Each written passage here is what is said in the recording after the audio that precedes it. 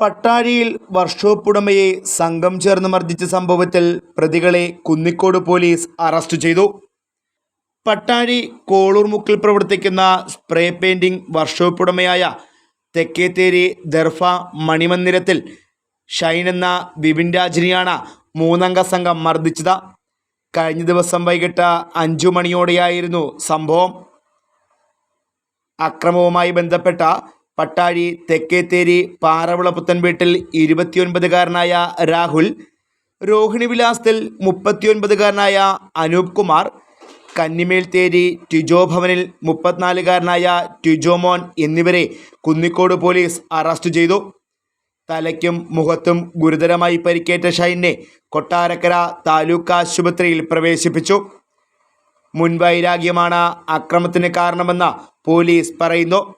പ്രതികളിൽ ഒരാളായ ടിജോ മുൻപ് പട്ടാഴിയിൽ പോലീസ് സംഘത്തെ ആക്രമിച്ച കേസിലും പ്രതിയാണ്.